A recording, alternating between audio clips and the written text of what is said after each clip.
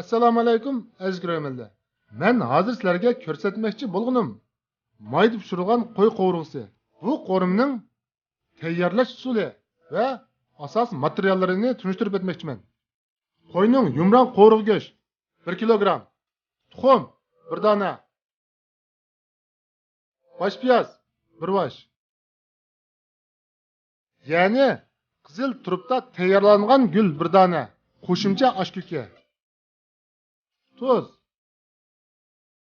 tetisqo, aqmoch, qizilmuch uni, zira, yo'lkiraxmal, zanjil, sumay qatorliq materiallar bilan tayyorlab chiqamiz.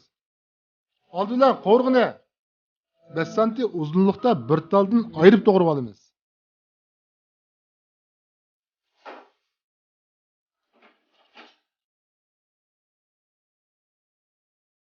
To'g'rab bo'lgandan keyin, ya'ni bir qachiqqa suv akilib,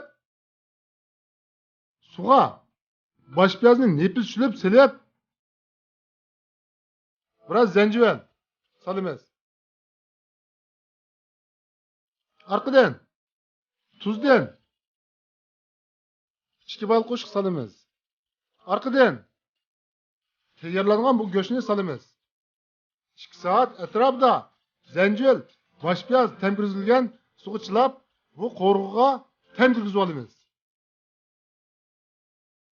Endi biz bu qo'rg'uni bir taldan siqib, suyini chiqarib, ilg'ab olamiz. Endi o'choq o't yoqib, qozon qizg'andan keyin 2 kilogramm atrofida sumay quyib olamiz. Biz endi qozon may quyib oldik. May qizg'icharlikda qo'vrug'ini dasga silib,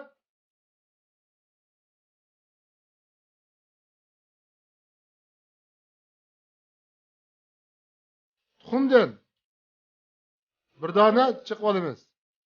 Orqadan tuz 1 bal qo'shib,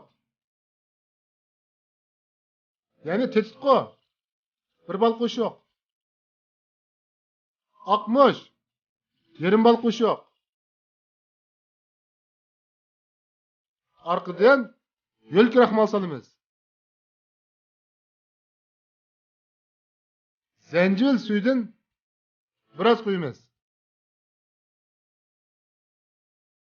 Aralashtirib olaylik.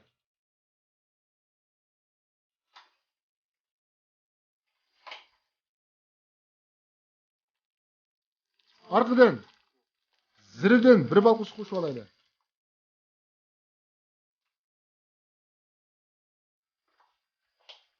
Mayni qizib qapti. Mayni biz 7-8 darajə ətrafda qızıb, andın qovrğun salımız. Qovrğunu bir taldan ayırıb salımız.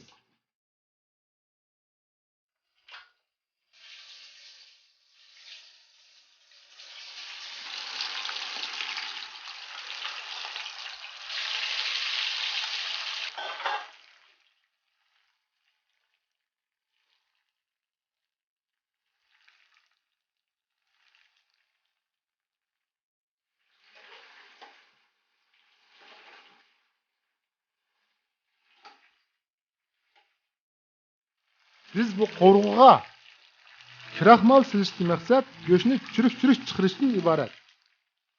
Endi kirapcha ko'kini tizib, taxsining bir tarafiga qizil turubdan tayyorlangan bu gulni quyib bizib olaylik. Bu go'shtni pishib qoldi, suzdoq. Ondan tuz aralashma zir darmakni sepimiz. Tuz oz miqdorda aqmoch, oz miqdor zira, so'qqan qizilmuch uni muvofiq miqdorda. Bu tuz aralashma zirdarmak bo'ldi. Buni ustiga teksitimiz.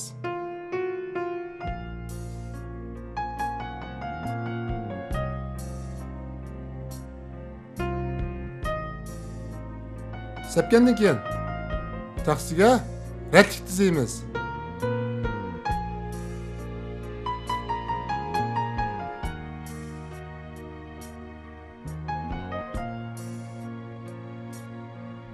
Arqadan biz bu qovurg'uning ustiga boshpiyozni inchik qalamchiq qilib to'g'rab ustiga chechib, yana oshko'kidan cho'ng-cho'ng to'g'rab sipib tayyorlab iste'mol qilsak bo'ladi. Bu qo'rma o'zgacha bo'lib, oilalarda tayyorlab yeyishga bakmi bo'p keladi.